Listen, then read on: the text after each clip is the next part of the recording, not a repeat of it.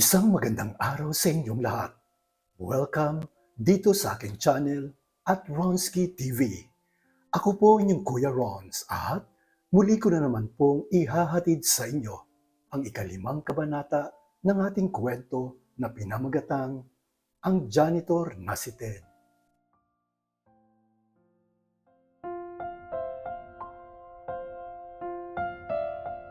Paalala, ang kwentong ito ay hindi angkop sa mga taong hindi bukas ang isipan at lalong-lalo na sa mga taong feeling conservative. Ang channel na ito ay for adults mindset only. Narito na at muling nagbabalik ang ikalimang kabanata ng ating kwento na pinamagatang Ang Janitor na si Ted.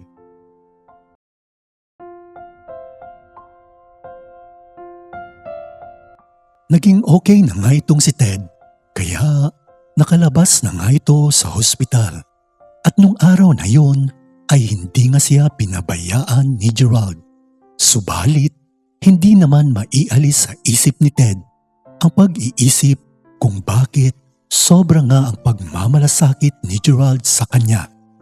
Hanggang sa ilang araw ang lumipas at nagkayayaan nga silang dalawa. Kaya naman, dinala ni Gerald si Ted sa kanilang private resort at doon ay nakarating na nga sila. Hanggang sa sumapit ang gabi at mag-aalas 8 na ng mga oras na yon.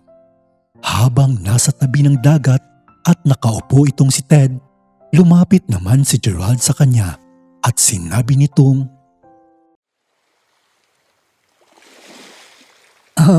Kuya, malalim atang iniisip mo ah. But anyway, eto, may dala akong beer para sa ating dalawa.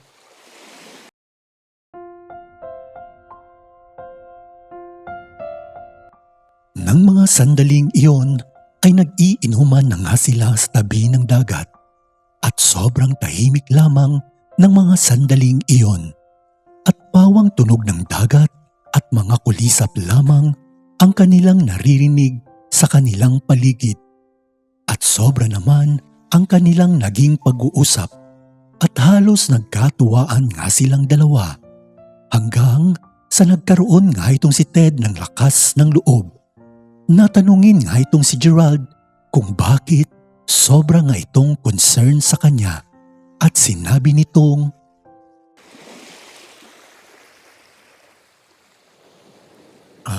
Sir, may itatanong sana ako sa iyo.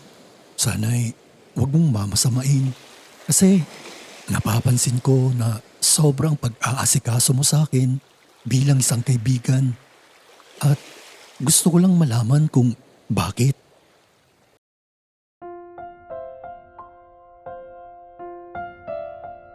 Samantala, hindi na nga itinago ni Gerald ang totoong rason kung bakit sobrang malapit si Ted sa kanya. At sa mga sandaling iyon ay hindi na nito iniisip kung ano ang magiging reaksyon ni Ted kung sasabihin nito ang kanyang totoong nararamdaman sa kanya. Sinabi nito ang totoong dahilan at kung bakit nahuhumaling nga ito sa mga lalaki, lalo na sa may edad na 40 years old pataas. Hanggang sa ipinaliwanag nga nito ang lahat kay Ted. At sinabi ni Gerald sa kanya,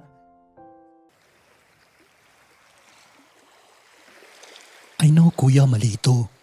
And I admit nung una talaga, iba yung pakay ko sa'yo. But eventually, nagbago din naman ang lahat. Lalo na nang nakilala ko ang totoong pagkatao mo. Kaya, sorry, pinipigilan ko naman but sobrang napamahal ka na sa akin.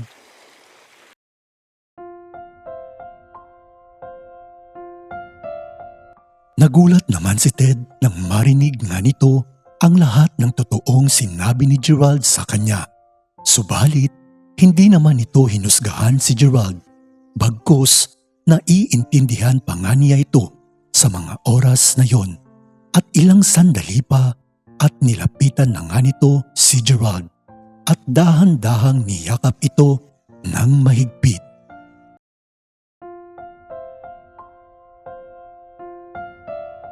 Ilang sandali pa, dahil pareho na nga silang nakainom ng mga oras na yon, ay hindi na nga napigilan ni Gerald ang bugso ng kanyang damdamin. Lalo pa at nakayakap nga sa kanya si Ted sa mga sandaling iyon, na para bang pinaparamdam sa kanya nito ang init ng kanyang katawan. Lalo pa at wala silang damit pang itaas at pareho lamang silang nakashort sa mga oras na yon.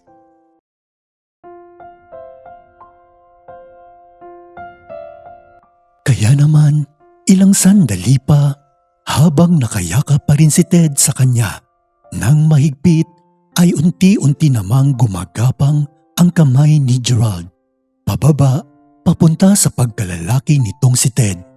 At nang nahahawakan na nga niya ay dahan-dahan na nga nitong hinihimas ang natutulog na kargada ni Ted.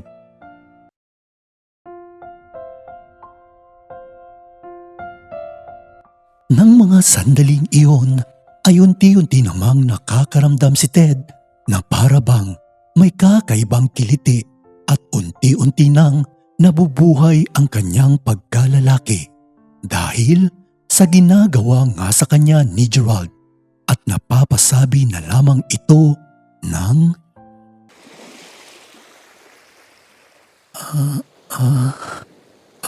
Sir, Sir, Sir.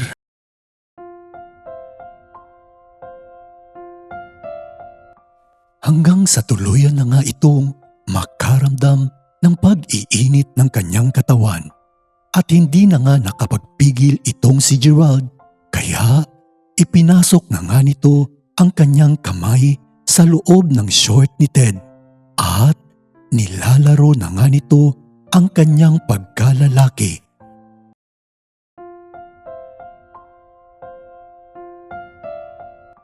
Tuluyan na ngang nagpaubaya itong si Ted sa mga oras na yon at hinahayaan muna nito si Gerald sa kanyang ginagawa.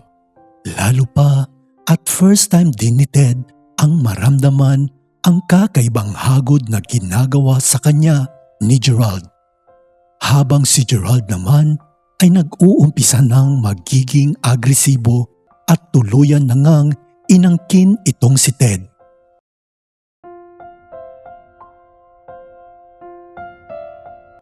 At dahan-dahan na nga ito sa paghalik hanggang sa makarating na nga ito sa mapula at amoy beer na labi ni Ted na siya namang mas lalong nagpalibog sa kanya at napapasabi na lamang ito,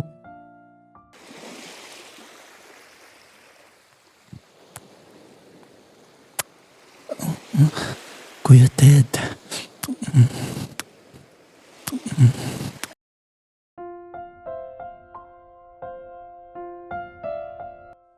nang mga sandaling iyon ay pareho na nga silang naghahalikang dalawa at hindi na nga sila nakapagpigil sa kanilang mga nag-aalab na nararamdaman hanggang sa tuluyan na nilang ini-enjoy ang buong gabi sa kanilang pagtatalik.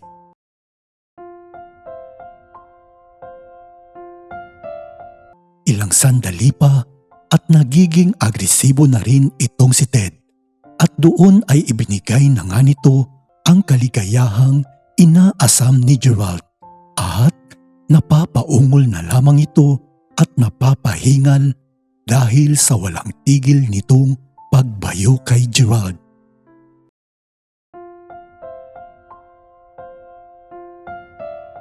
Tuluyan na nga nilang natapos ang gabi na puno ng kaligayahan sa isa't isa.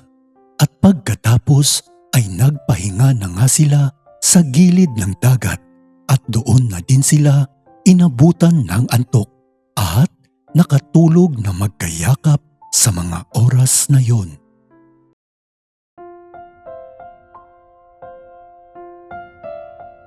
Kinabukasan ay sobrang masaya nga silang dalawa, lalong-lalo na itong si Gerald dahil malaya nga nitong nasabi kay Ted ang kanyang totoong nararamdaman sa kanya at hindi nga siya nito sinumbatan.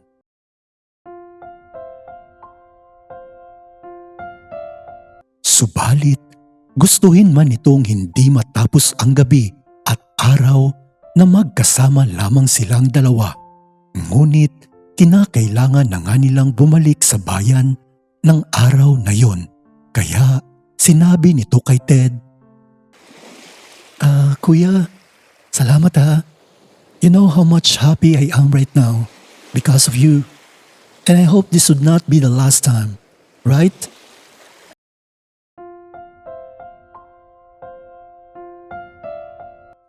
Napangiti naman itong si Ted, lalo pa at nakikita nito ang kaligayahan sa mga mata ni Gerald.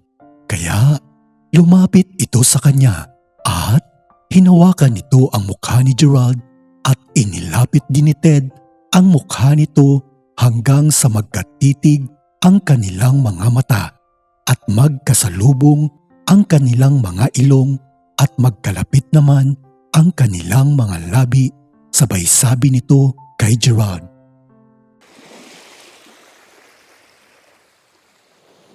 "Pwede bang Gerald na lang itawag ko sa iyo? At Ted na lang din ang itawag mo sa akin. Basta tandaan mo, andito lang ako palagi para sa iyo. Mahal na mahal kita, Gerald."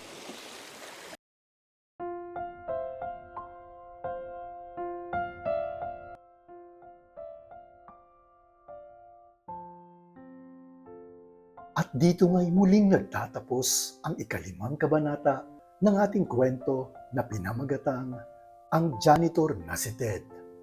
Abangan niyo po muli ang huling kabanata dito mismo sa inyong paboritong channel at Ronski TV.